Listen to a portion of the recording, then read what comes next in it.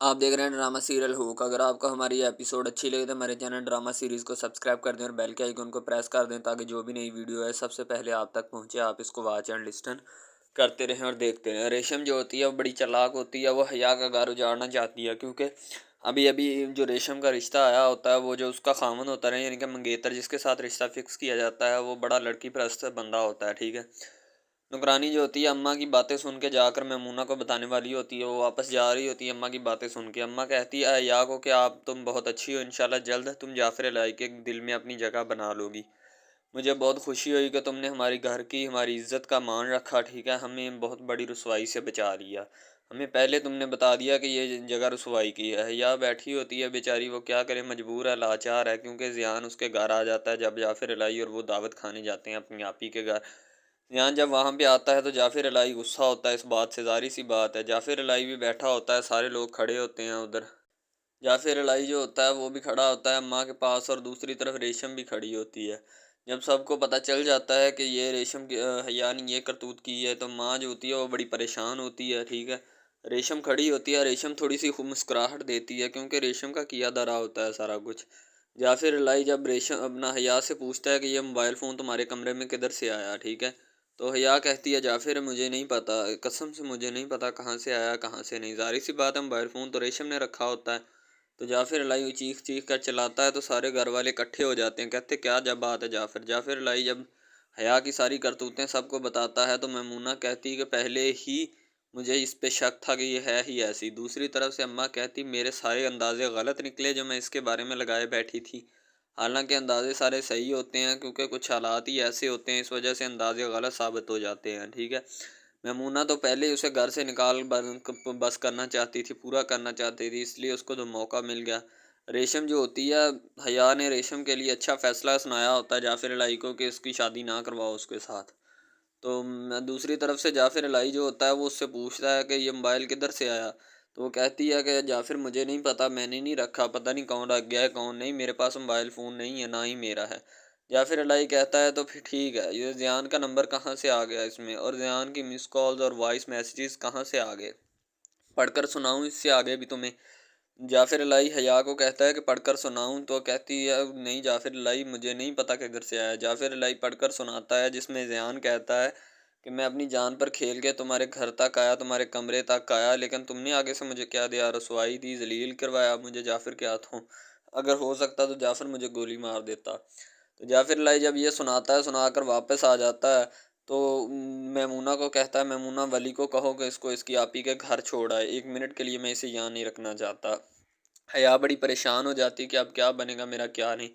माँ उसको बुलाती है जाफिर के इस सारे धंधे करने से पहले। माँ उसको बुलाती है और बुलाकर कहती है कि मुझे तुम पर बड़ी खुशी हुई कि तुमने हमारी घर की हमारी इज्जत का मान रखा। तुम जल्द जाफिर लाई के दिल में जगह बना लोगी। नुकरानी ये बातें सारी सुन रही होती है और ये नुकरानी जो है बातें सुनने को रखा होता है इसने मैमूना ने।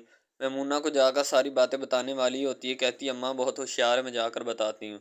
जाफिर इलाही जब हया के कमरे में आता है तो वो टेबल पे पड़ा मोबाइल फ़ोन देखता है। पहले तो हया को आवाज़ें देता है, जब हया नहीं आती तो वो टेबल पे पड़ा मोबाइल देखता है।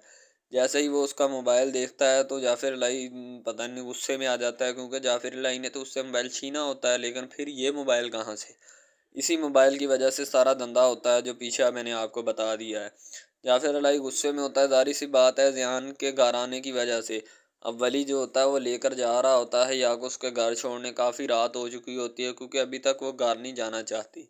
वली उसको कहता है कि बेगम बीबी, छोटी बीबी आपको घर जाना ही पड़ेगा। जाफिर इलाही जो होता है ना वो दिल का बड़ा अच्छा है। जाफिर इलाही बाहर निकला होता है दिली सुकून लेने के लिए, साहिल समुंदर पे खड़ा होता है आकर। लेकिन उसको क्या पता कि शूटर आकर उस पर हमला करेगा। जाफिर इलाही अपनी मौज मस्ती में अपने रिश्तों के बारे में सोच रहा होता है कि क्या होगा और क्या नहीं।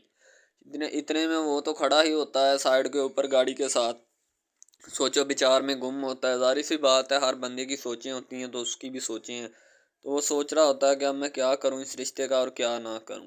दूसरी तरफ से हया रो रो कर पागल हो चुकी होती है, गाड़ी में बैठी होती है कि मैं रोज़ रोज़ अपनी आपी के घर चली जाती हूँ। जब भी मैं निकाली जाती हूँ तो अपनी आपी के घर जाती हूँ। अगर मेरे माँ बाप होते तो मैं आज यूँ दरबदर रुसवा ना होती, अपने माँ बाप के घर होती।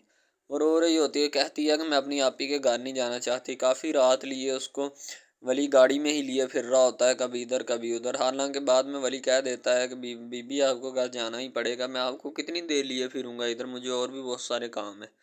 तो दूसरी तरफ हया कहती कि वली तुम आज मेरे लिए इतना भी नहीं कर सकते कि तुम मुझे लिए फिरो इधर उधर।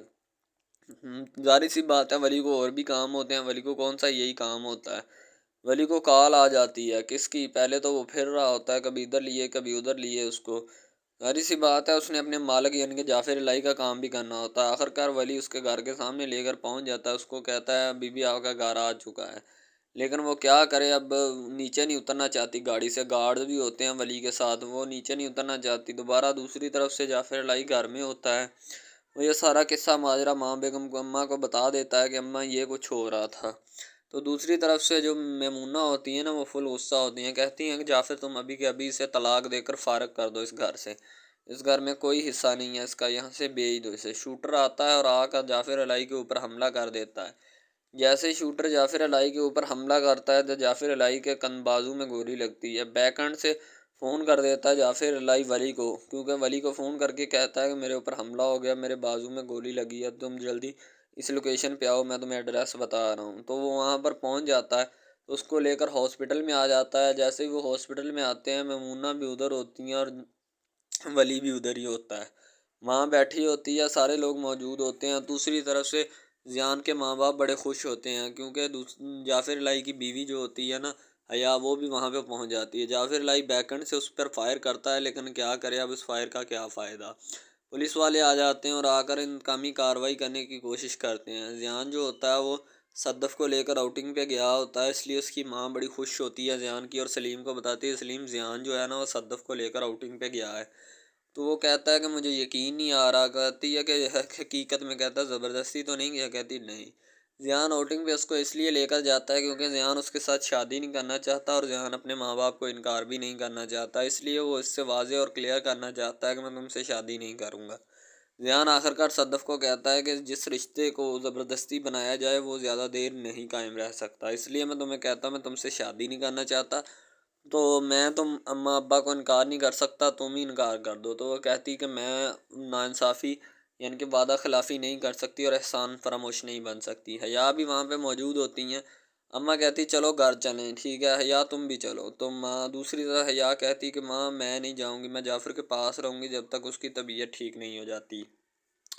तो जैसे ही वो जाफ़िर इलाही के पास जाती है, जाफ़िर इलाही कहता है कि तुम घर जाओ, तुम क्यों नहीं गई, ठीक है तुम चली जाओ मेरी नज़रों के सामने। ममूना जो होती है वो भी बड़ी परेशान होती हैं, लेकिन वो इसको बहुत ज़्यादा कोस रही है, या को बहुत ज़्यादा कोसती है, कहती कि पहले उसकी जान ले ली शहीर की, अभी जाफ़िर इलाही की लेगी।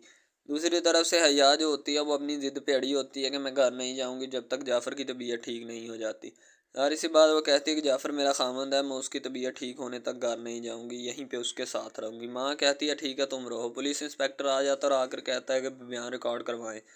दूसरी तरफ से पुलिस वाला जा पहुँचता है ज़ियान के घर, ज़ियान को उठा लेता है क्योंकि वली जो होता है कहता है कि ज़ियान ने जाफ़िर इलाही के ऊपर हमला किया है। जैसे ही वो ज़ियान के घर पहुँचता है, ज़ियान को अरेस्ट कर लिया जाता है और थाने ले जाया जाता है। फिर ज़ियान के घर में क़यामत टूट पड़ती है। ज़ियान की माँ पागलों की तरह तुम मेरे बेटे को, बेकसूर बेटा है उसको क्यों लेकर जा रहे हो। ज़ाहिर सी बात है पुलिस वाले की तो वली ने बगैरती होती है, लेकिन अब वो क्या करें, उसका वालिद जो होता है वो बड़ा परेशान होता है और सोफ़े पे गिर पड़ता है। तो ज़ियान पूछता है कि मेरा कसूर क्या, तुम क्या क्यों लेके जा रहे हो। तो वो ले जाते हैं, वो कोई कसूर वसूर नहीं मानते।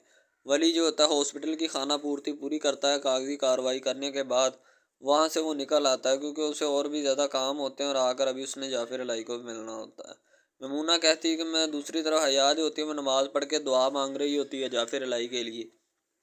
अम्मा कहती हैं, ममूना कहती कि देखो अब कैसे दुआएं मांग रही है। अम्मा कहती हैं हो सकता है उसके आंसू झूठे हों, लेकिन इस वक्त उसके दिल से सच्ची दुआ निकल रही है। पता नहीं मेरा अल्लाह उसके कौन से आंसू को अपना कबूल कर लेगा। तुम टेंशन मत लो, तुम भी दुआ करो, इंशाल्लाह जल्द जाफ़िर इलाही सेहतियाब होगा। ममूना बहुत ज़्यादा ज़हर उगल रही होती है या के ख़िलाफ़, क्योंकि ज़ाहिर सी बात है वो उसकी दूसरी बीवी नहीं शौकन बन के आई होती है, इसलिए वो ज़हर तो उगलेगी ही। हया जो होती है वो दुआ करने के बाद पहुंच जाती है और बातें सुन रही होती है जाफ़िर इलाही और वली की। वली आकर कहता है कि मैंने ज़ियान का नाम ले दिया है, ज़ियान को मैंने जेल में डलवा दिया है, इसने बहुत तंग किया था आपको और छोटी बेगम को। तो दूसरी तरफ से जाफ़िर इलाही कहता है कि मैं इतना मक्कार नहीं हूँ कि मैं बेगुनाह लोगों को सज़ा दिलवाता फिरूँ, तुम उसे जल्द रिहा करवा दो। ज़ियान जेल के पीछे ला कर रख दिया जाता है। दूसरी तरफ ज़ियान की माँ कहती है कि सद्दफ़ तुम खुद सोचो, ज़ियान बेकसूर है, ज़ियान ऐसा नहीं कर सकता। उसको अपने ख़ावंद को कहती है कि तुम उसके लिए कोई दुआ